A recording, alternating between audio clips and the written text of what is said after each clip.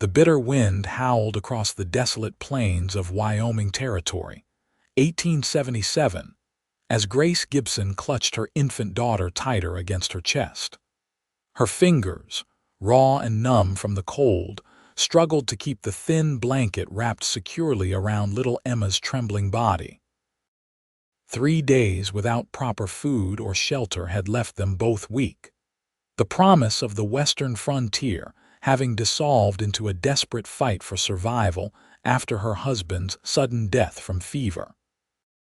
"Hush now, sweet girl," Grace whispered, her breath forming clouds in the frigid air as Emma's hungry cries cut through the silence of the approaching dusk. "We'll find help soon." The distant silhouette of Taylor, a small settlement nestled at the base of the mountains, offered her only hope. With each painful step through the ankle-deep snow, Grace felt her strength waning. Her own hunger she could endure, but the sound of her baby's weakening cries tore at her very soul. As the last rays of sunlight disappeared behind the mountains, Grace stumbled. Her knees hit the frozen ground hard, and it took every ounce of her remaining strength to protect Emma from the fall. Tears stung her eyes as she tried and failed to stand. The town was still too far, perhaps half a mile away, and darkness was falling quickly. "Please, God," she prayed, her voice barely audible above the wind. "Please help us." As if in answer, the rhythmic sound of hoofbeats approached from behind. Grace turned, squinting through the gathering gloom to make out a lone rider coming toward them. Fear and hope warred within her. Travelers in these parts could mean salvation or danger. The horse slowed as it approached, and Grace could see it was a man, tall and broad-shouldered atop a magnificent chestnut stallion. He wore a worn leather duster and a wide-brimmed hat pulled low against the wind. "Madam," his voice was deep, concerned. "Are you hurt, my baby?" Grace managed, her voice cracking. "My baby is cold and hungry. We've nowhere to go." The rider dismounted in one fluid motion and crouched beside her. In the fading light, Grace could see his face, weathered but handsome, with kind eyes that reflected genuine concern. A neatly trimmed beard framed a strong jaw, and when he pushed his hat back, she noticed a small scar above his right eyebrow. "Miles Irving," he introduced himself, quickly shrugging out of his coat and wrapping it around Grace and the baby. "Ranch foreman at the Double Creek, just outside of Taylor." Emma's cry, weaker now, drew his attention. With gentle hands that belied his rugged appearance, he lifted the edge of the blanket to look at the infant's face, pale and pinched with cold. "She hasn't eaten properly in days," Grace explained, the admission bringing fresh tears. "I've tried, but I have so little milk left." Miles's expression hardened with determination as he looked from the baby to Grace. "You'll never starve while I breathe," he declared, his voice carrying a promise as solid as the mountains. "Neither of you." Without another word, he gathered Grace and Emma in his strong arms and lifted them onto his horse. He mounted behind them, one arm securely around Grace's waist as he took the reins. "Hold on tight, madam. Double Creek is closer than town. We'll get you both warm and fed and then figure out the rest." Grace leaned back against his solid chest, feeling the first glimmer of hope in days as the horse cantered toward distant lights. "Thank you," she whispered, clutching Emma close. "My name is Grace. Grace Gibson." "Well, Miss Grace Gibson," Miles replied, his breath warm against her ear. "You and your little one are safe now." The journey to Double Creek Ranch took less than 20 minutes, but to Grace, it felt both eternal and fleeting. The solid presence of Miles Irving behind her was reassuring in a way she hadn't felt since losing James 4 months ago. When the outline of a large ranch house appeared through the falling snow, she nearly wept with relief. "Martha," Miles called out as they approached the main house. "Martha, I need help," A stout woman with silver-streaked hair appeared at the door, wiping her hands on her apron. Her expression shifted from curiosity to alarm as Miles dismounted and carefully helped Grace down. "Good heavens, Miles, what have you found?" Martha rushed forward. "This is Grace Gibson and her baby. They need warmth and food urgently." Miles's tone left no room for questions. "The little one hasn't eaten in days." Martha's experienced eyes assessed the situation quickly. "Bring them inside this instant. Poor dears are half frozen." The interior of the ranch house was blessedly warm, a roaring fire in the stone hearth casting a golden glow throughout the spacious main room. Grace felt her frozen limbs begin to tingle painfully as the heat reached her. "Let me see the little one," Martha said gently, reaching for Emma. Grace hesitated, her maternal instinct making her clutch the baby tighter despite knowing this woman wanted to help. "It's all right," Miles assured her, his hand resting lightly on her shoulder. "Martha raised 5 children of her own. She's the best with babes for 50 miles." Reluctantly, Grace allowed Martha to take Emma. The older woman unwrapped the blanket and clucked her tongue sympathetically at the sight of the tiny, malnourished infant. "How old is she?" Martha asked, already moving toward the kitchen. 4 months, Grace answered, following anxiously. "Her name is Emma." "She's a fighter, this one," Martha declared, expertly cradling the baby. "Miles, fetch that goat's milk from the spring house and be quick about it. We'll warm it just right." While Miles hurried out, Martha guided Grace to a chair by the fire. "You sit here, dear. You're no good to your baby if you collapse. When did you last eat?" "Yesterday, I think." Grace's days had blurred together in her desperate journey. "We ran out of food 3 days ago, but I saved the last bit of bread for yesterday." Martha's face softened with compassion. "Well, there's stew simmering and fresh bread cooling. You'll eat your fill tonight, both of you." Miles returned with the milk, and Martha showed Grace how to feed Emma using a clean cloth dipped in the warmed liquid. The baby's initial reluctance gave way to hungry acceptance, and soon she was suckling eagerly from the makeshift bottle. "There now," Martha said with satisfaction. "She knows what's good for her." As Emma fed, Grace finally allowed herself to take in her surroundings. The ranch house was large and well-appointed, evidence of prosperity that seemed at odds with Miles's modest demeanor. "Is this your home?" she asked him as he returned from stabling his horse. "In a manner of speaking," Miles replied, removing his hat and hanging it on a peg by the door. "I manage Double Creek for the owner, Mr. Hollister. He spends most of his time in Cheyenne with his wife's family, leaving me to run things." Martha brought a bowl of rich beef stew and a chunk of warm bread, placing it before Grace. "Eat slowly now," she cautioned. "Your stomach will need time to remember its purpose." The first spoonful nearly brought tears to Grace's eyes, the flavors overwhelming after days of deprivation. She forced herself to eat slowly as instructed, aware of Miles watching her with a mixture of concern and something else she couldn't quite name. "How did you come to be out there alone?" he asked finally, accepting a cup of coffee from Martha. Grace swallowed hard, the memory still raw. "My husband James and I were headed to Oregon. We'd heard there was good land for farming." She paused, gathering her strength. "James took fever near Fort Laramie. He was gone in 3 days." Miles nodded grimly. "Mountain fever takes many good men." "After we buried him, I tried to continue with our wagon train, but—" Grace looked down at her sleeping daughter. "There was a man, one of the other travelers. He made improper advances after James was gone. When I refused him, he turned the others against me, claiming I'd stolen from them." Martha made a disgusted sound. "Some men are worse than animals. They gave me a day's provisions and told me to head back east." Grace's voice hardened.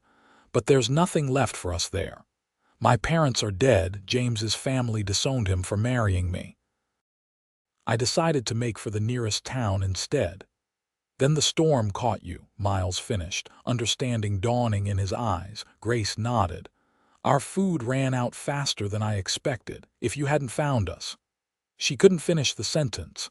Miles leaned forward, his gaze intense. But I did find you, and that's what matters now. You and Emma are safe at Double Creek for as long as you need. I can't impose, Grace began. Nonsense, Martha interrupted. This house has 4 empty bedrooms and more food than Miles and I could eat in a month. Besides, she added with a meaningful look at Miles, it'll do this place good to have a woman and child around. Might remind this one that there's more to life than cattle and horses. Miles cleared his throat, a hint of color touching his tanned cheeks.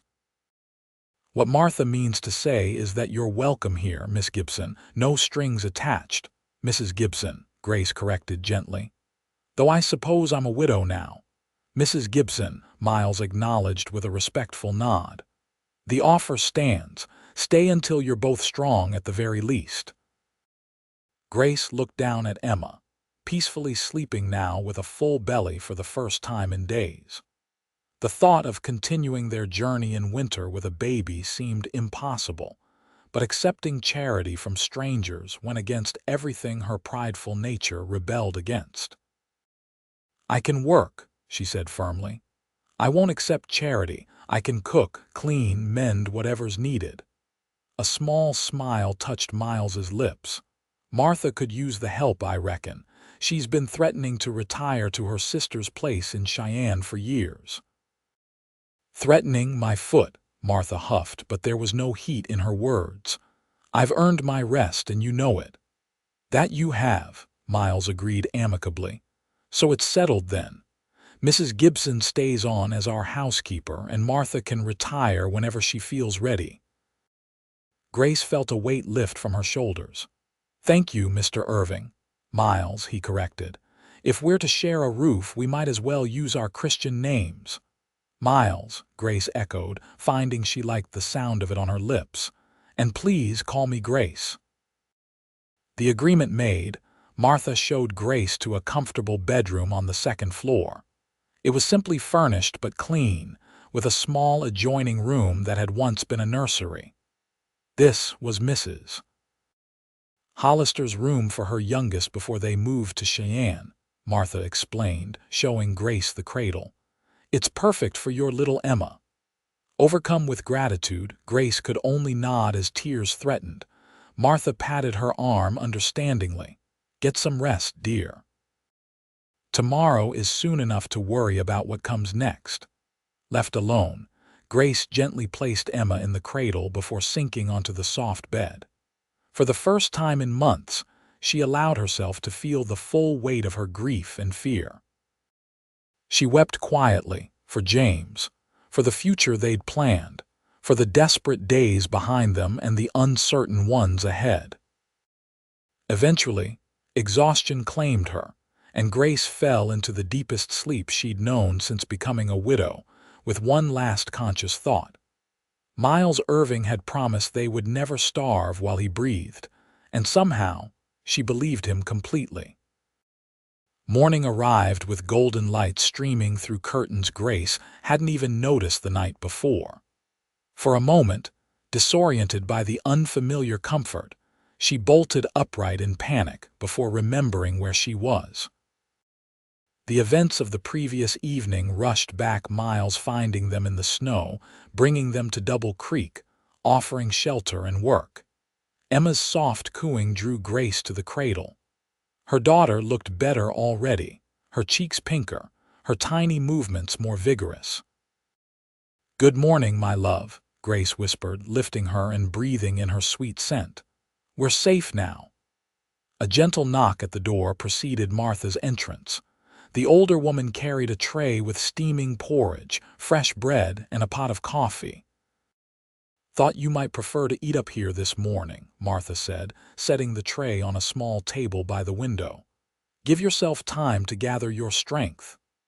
"That's very kind, but I should begin my duties," Grace protested mildly. Martha waved her objection away. "Plenty of time for that. Miles is already out with the men, won't be back till midday. Eat, tend to your little one, and when you're ready, come down to the kitchen. We'll sort out what needs doing."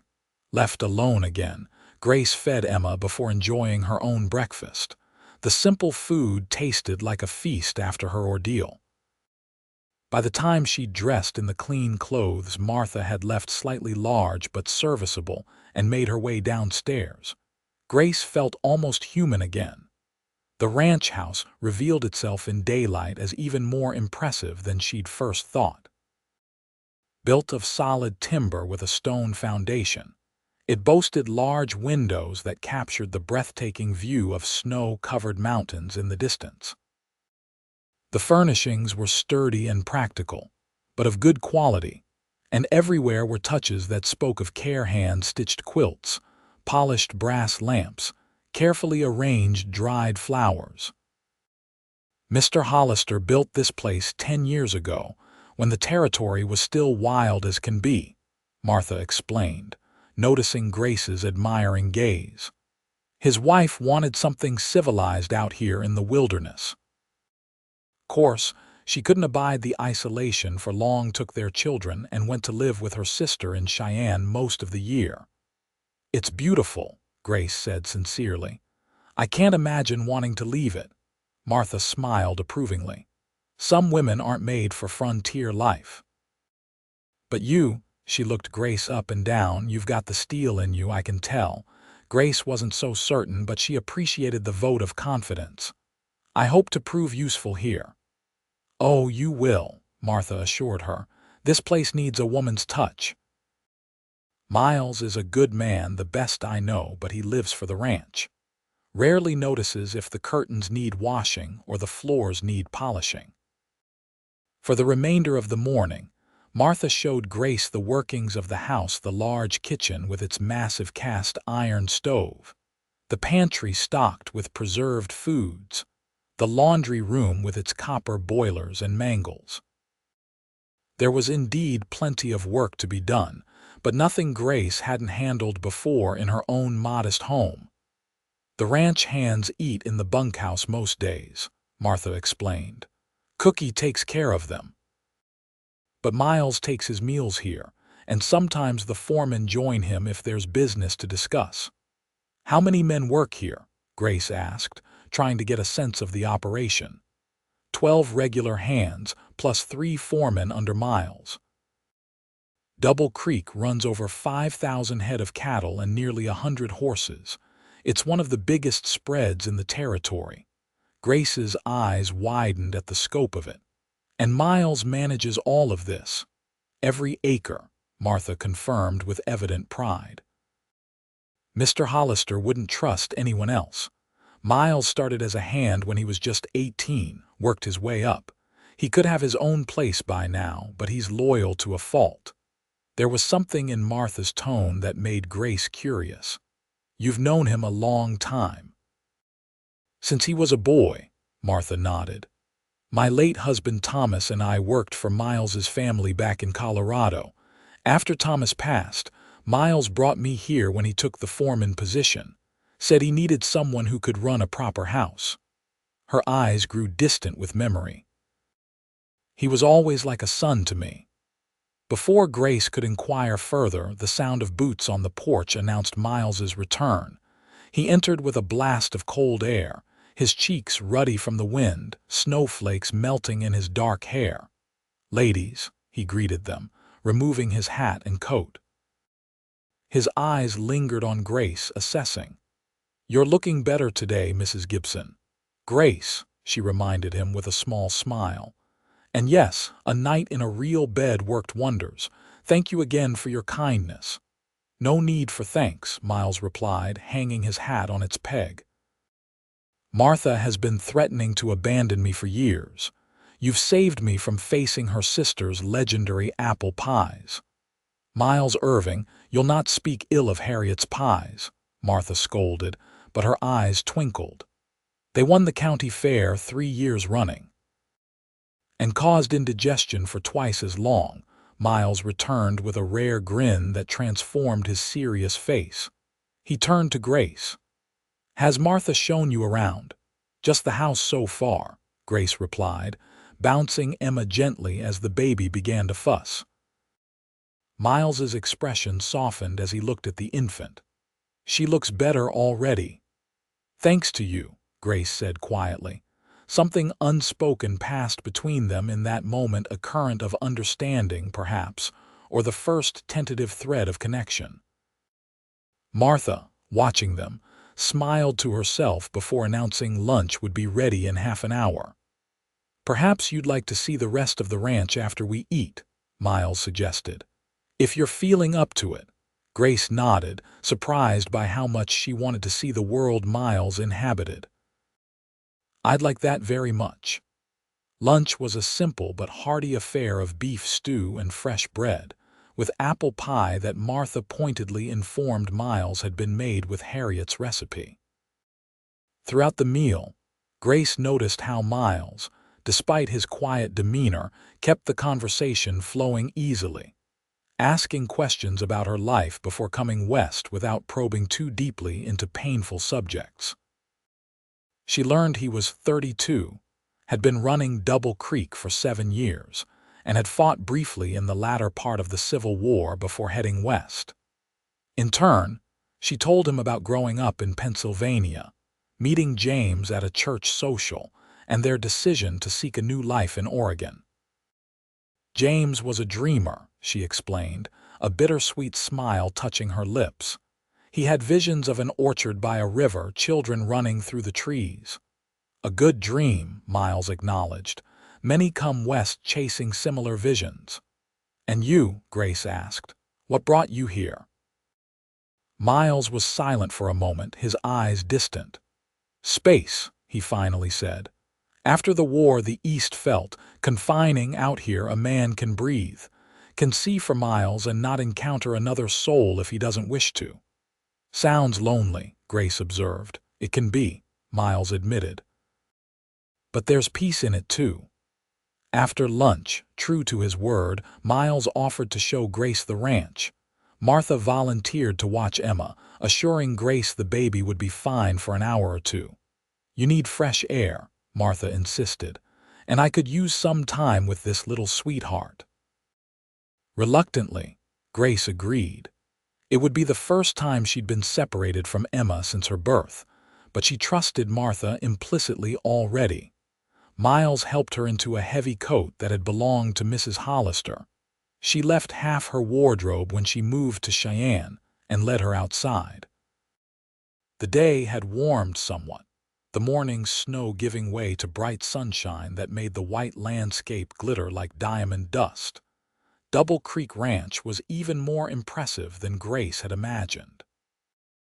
Beyond the main house stood a complex of buildings. A large barn, stables, a blacksmith shop, a cookhouse, and the bunkhouse where the ranch hands lived.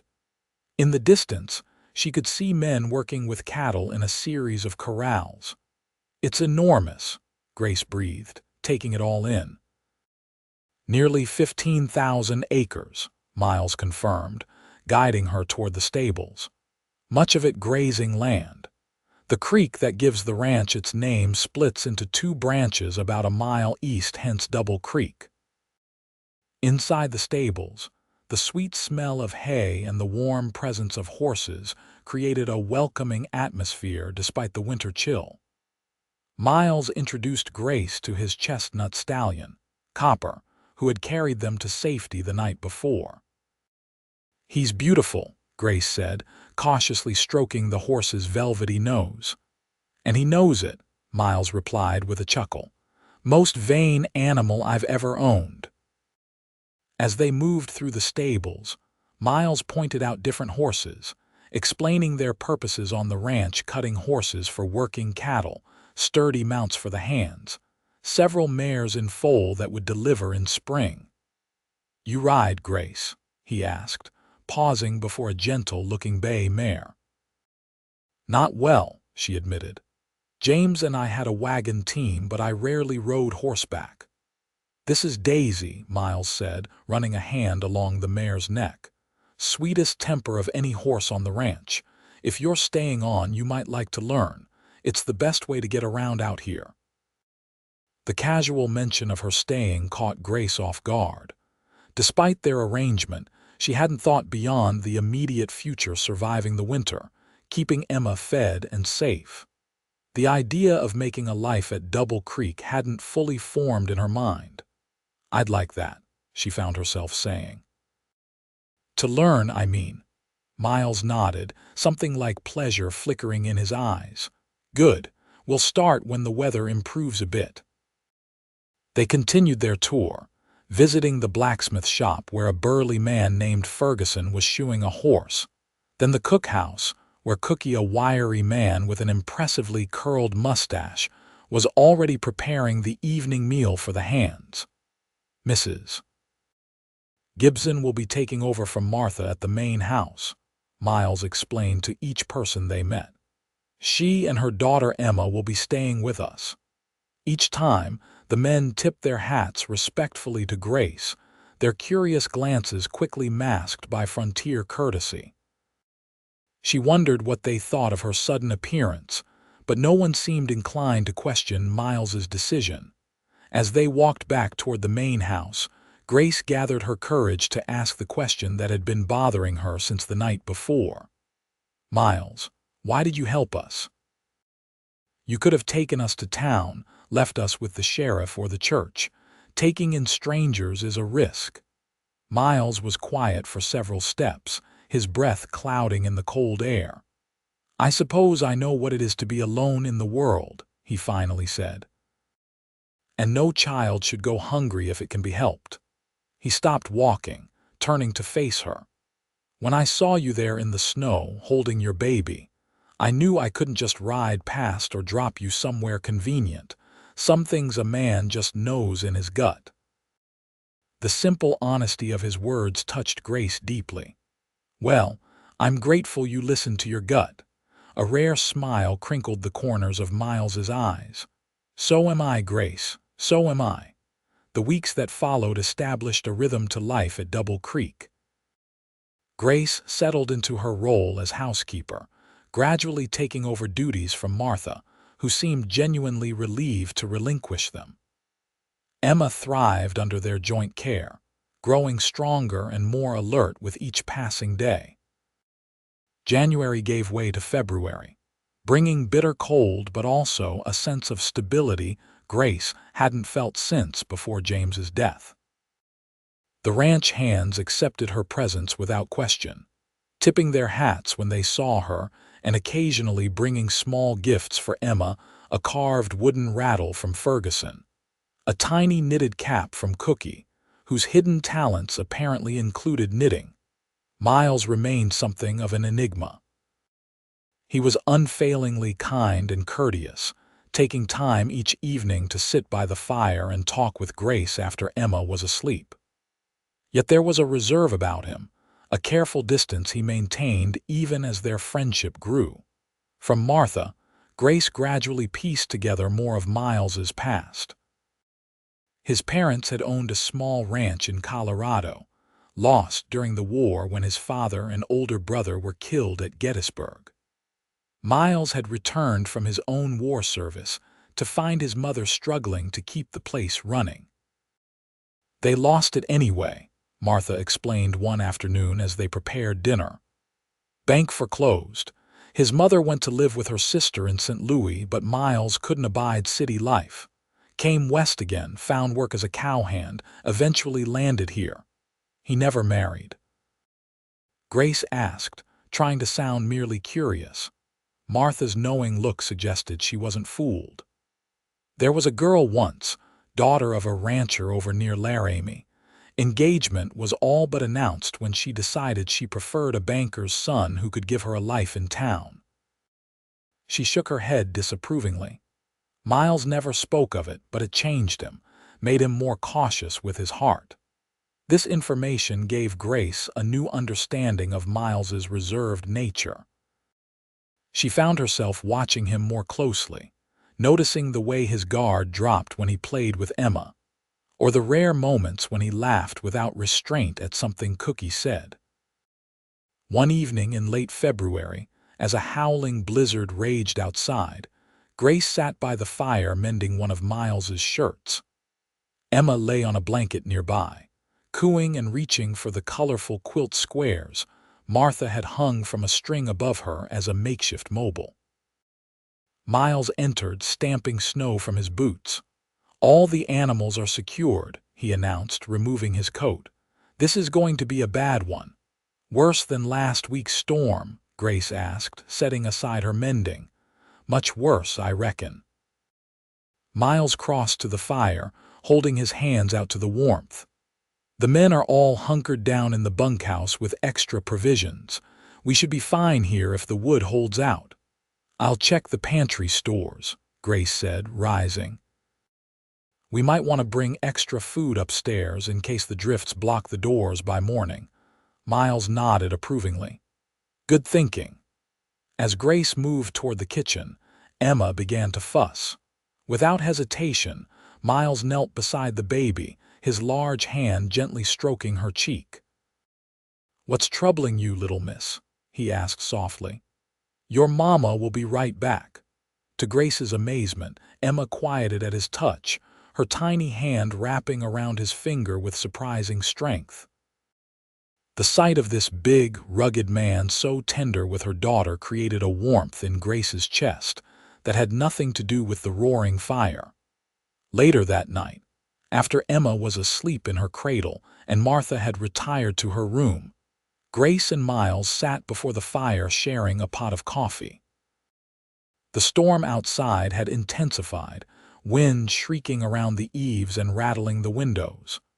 "Will the cattle be safe?" Grace asked, genuinely concerned about the livestock she'd come to think of as partially her responsibility.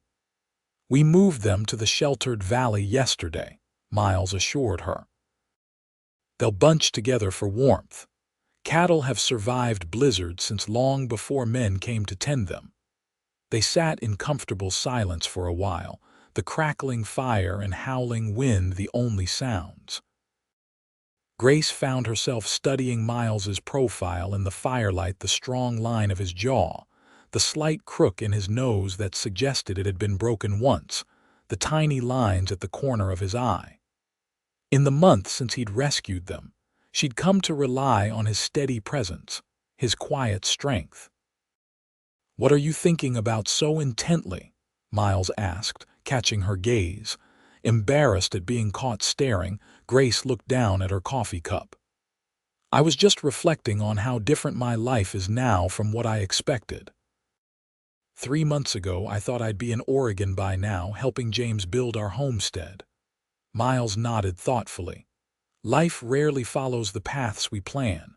"No," Grace agreed softly, "but sometimes the unexpected path leads somewhere worthwhile."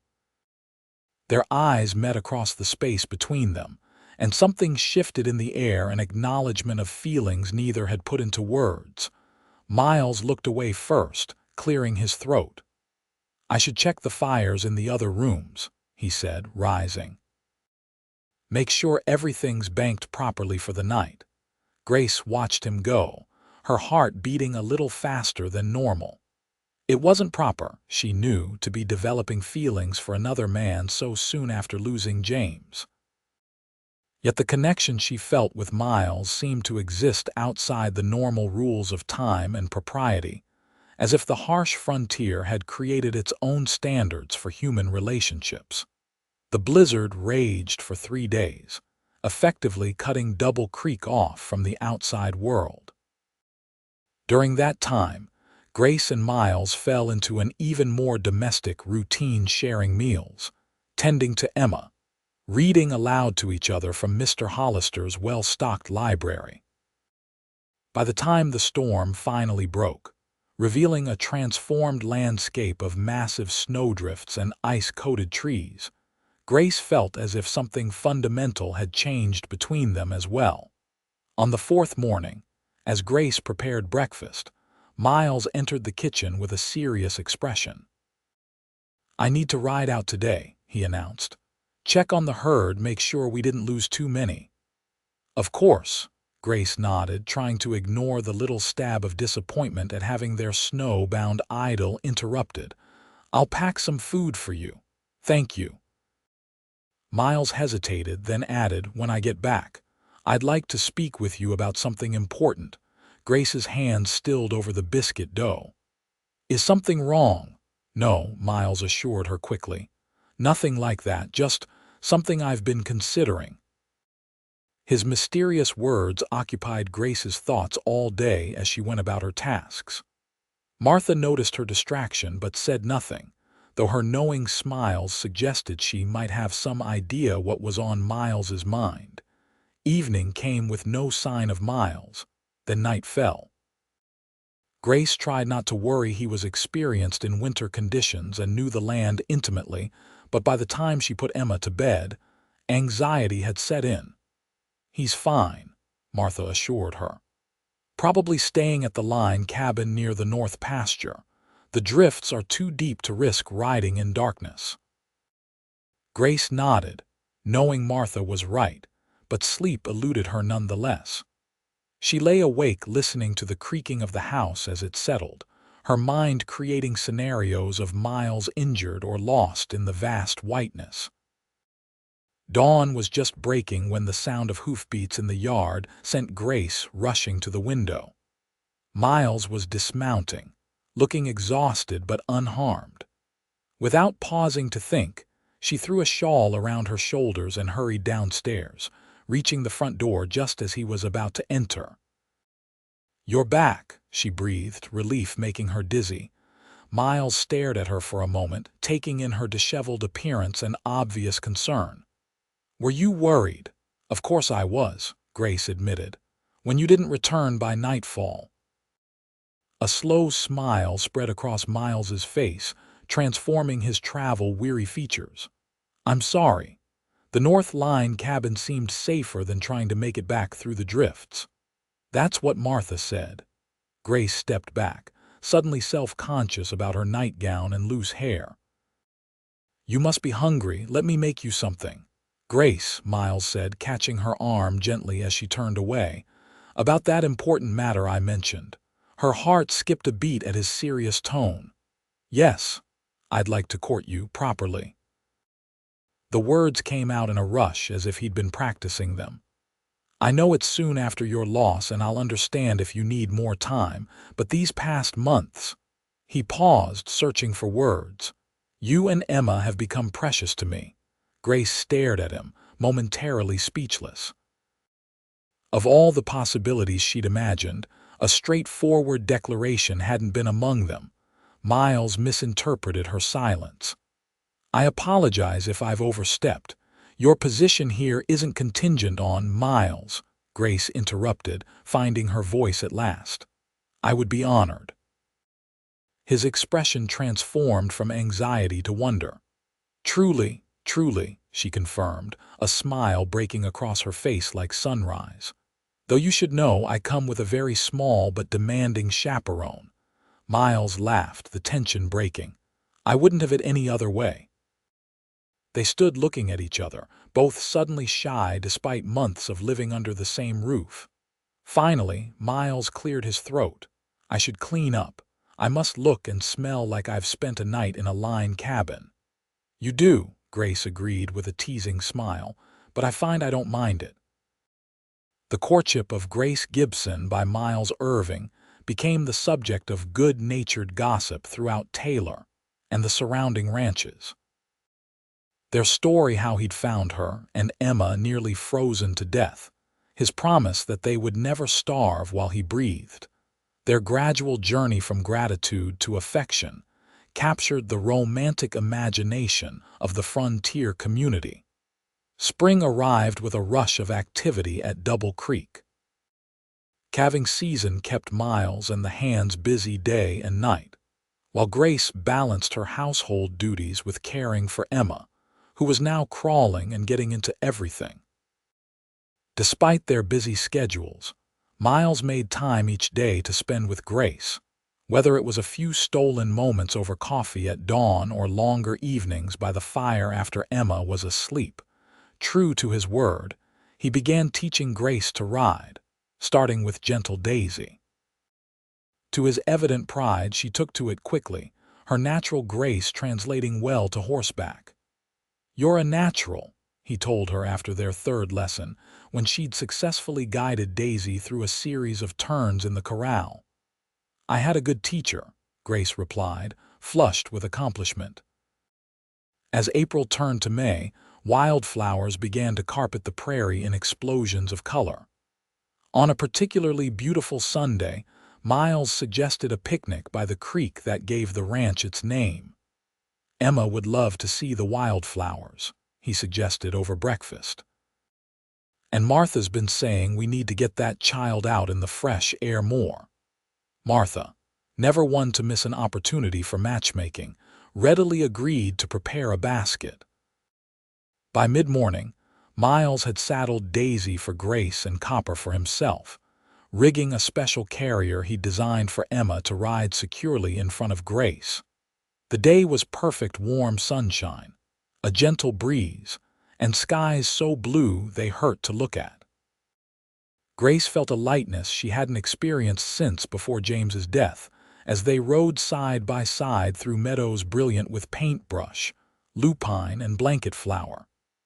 "It's like God spilled his paint box," she marveled, watching Emma's delighted reaction to the colors. "Wait until you see where we're going," Miles promised. "It's my favorite spot on the entire ranch." The spot turned out to be a gentle bend in the creek, where a stand of cottonwoods provided dappled shade, and a natural clearing offered a perfect picnic location.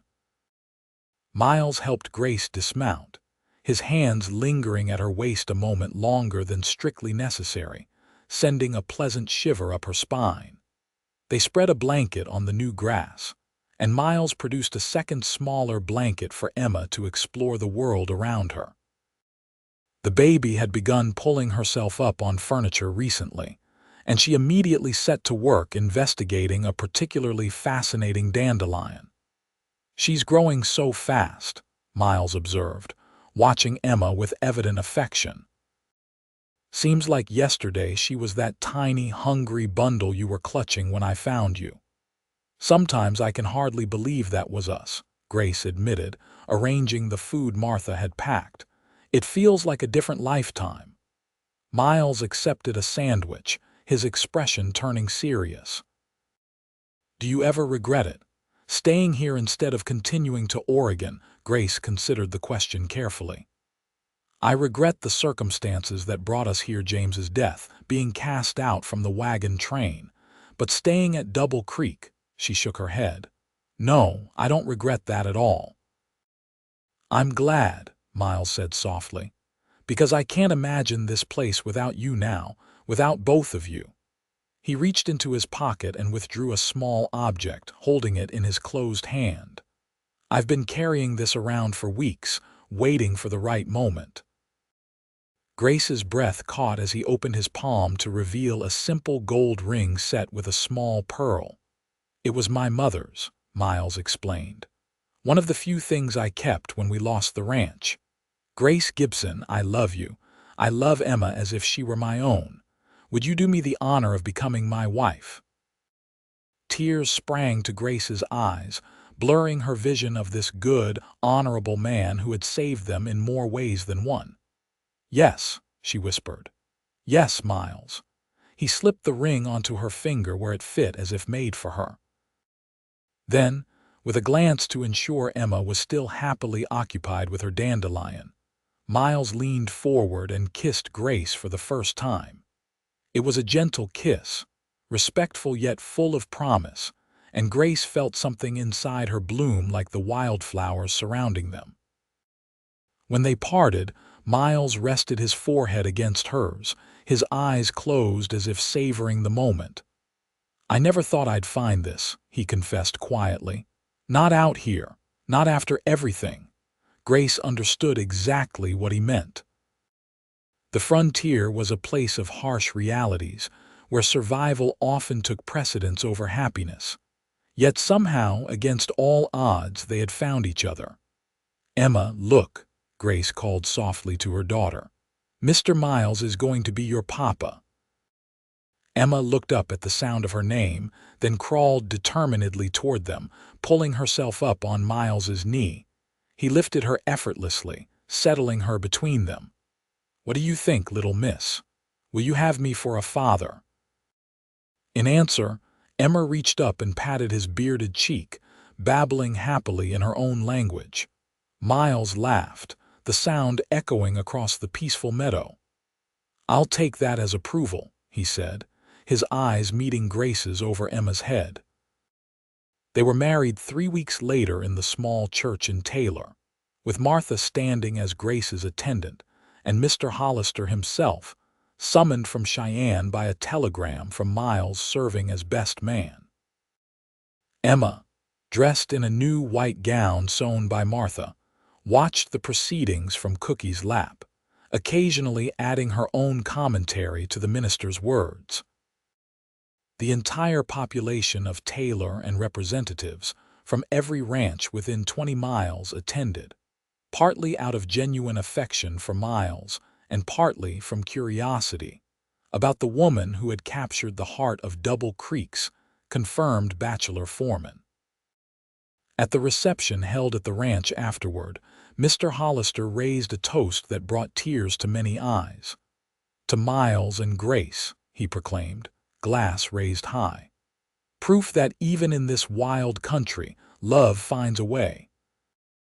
May your union be blessed with happiness, prosperity, and many more children to fill this too quiet house." Grace blushed at the last part, but Miles squeezed her hand under the table, his eyes conveying a silent agreement with the sentiment. They had already discussed expanding their family, both wanting siblings for Emma. As the celebration continued around them, Miles leaned close to whisper in Grace's ear. "Happy, Mrs. Irving, completely," she assured him, turning to meet his gaze. "Though I still can't quite believe how we came to be here." "I knew from the moment I found you in that snowstorm," Miles confessed. "Something told me you were meant to be at Double Creek, meant to be with me." "And Emma?" Grace asked, watching as their daughter charmed yet another cowboy into bouncing her on his knee. Miles's expression softened. "Emma had me wrapped around her finger from the first hungry cry. When I told you neither of you would starve while I breathed, I meant it with everything in me." "I believed you," Grace said simply. "Even then, half frozen and desperate, something in me knew you were a man of your word." Later that night, after the guests had departed and Emma was asleep in her room, no longer the nursery, but a proper bedroom decorated with Martha's help, Miles carried Grace over the threshold of the master bedroom. Mr. Hollister had insisted they take it as his wedding gift to them. "This is your home now," he declared.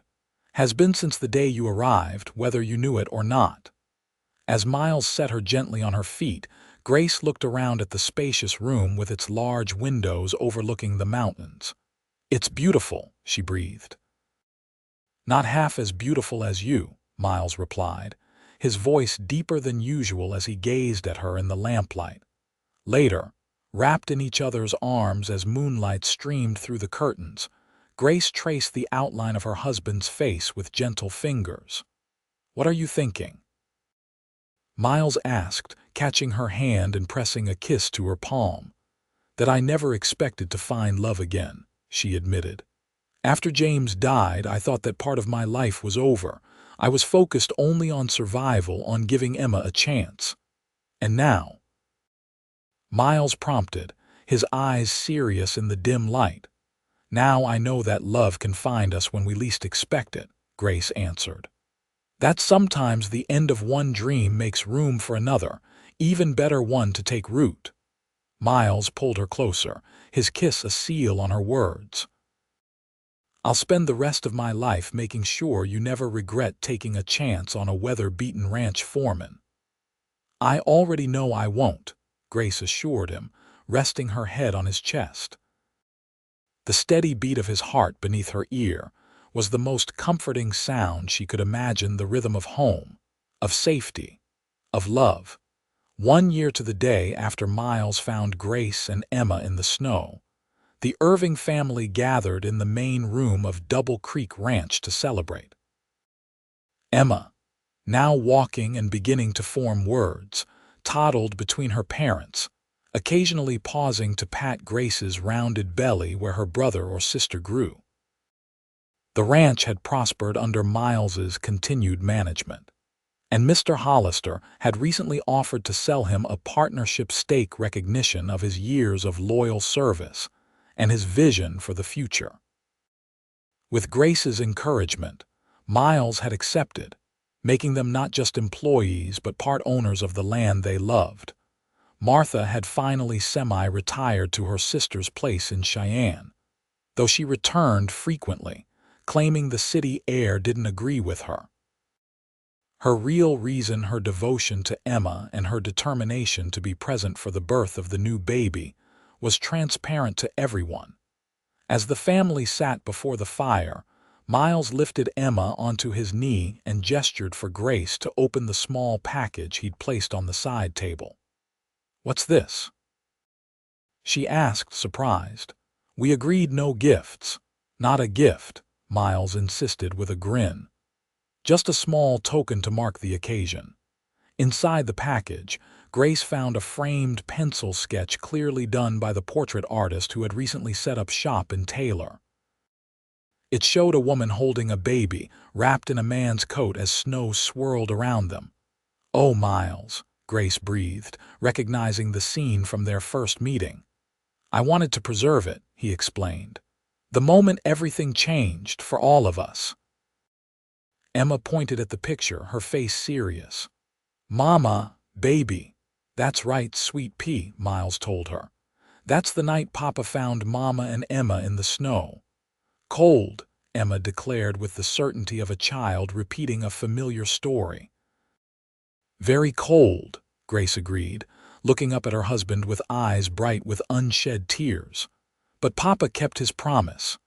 Miles reached across to take her hand, his thumb brushing over the gold band that now accompanied her engagement ring. "And I always will," he vowed softly. "You'll never want for anything while I breathe, either of you." He placed his other hand gently on Grace's rounded belly. "Any of you." The fire crackled in the hearth, casting a golden glow over the family circle. Outside, snow began to fall again, but inside Double Creek Ranch, all was warmth and light and love, a frontier dream more beautiful than anything Grace could have imagined on that desperate night when hope had seemed lost. Emma wiggled down from Miles's lap and came to place her small hand on top of his where it rested on Grace's belly. "Baby," she said confidently. "Baby come soon." "That's right, darling," Grace confirmed, smoothing her daughter's dark curls so like Miles's in color, though the shape of her face remained purely her father's. James would be happy, Grace thought, to know his daughter was so loved, so protected. As if reading her thoughts, Miles leaned forward to kiss her forehead. "Happy?" he asked, as he did every day.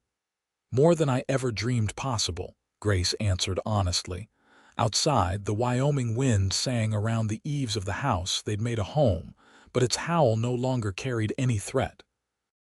Within these walls, a promise made in desperate circumstances had grown into something enduring, a love strong enough to weather whatever storms the frontier might bring, as sure and steadfast as the mountains that watched over Double Creek Ranch. And in the years to come, as their family grew and the ranch prospered, Grace would often think back to that snowy night, how close they had come to being just another tragedy of the unforgiving West, and how one man's compassion had changed everything. Miles had promised they would never go hungry while he breathed, but he had given them so much more than food and shelter. He had given them a future, a family, a life filled with purpose and joy. It was a debt Grace knew she could never fully repay, but in loving him and building this life together, she hoped Miles understood that his initial act of kindness had been returned 1,000-fold in the happiness they'd found together on the wild Wyoming frontier.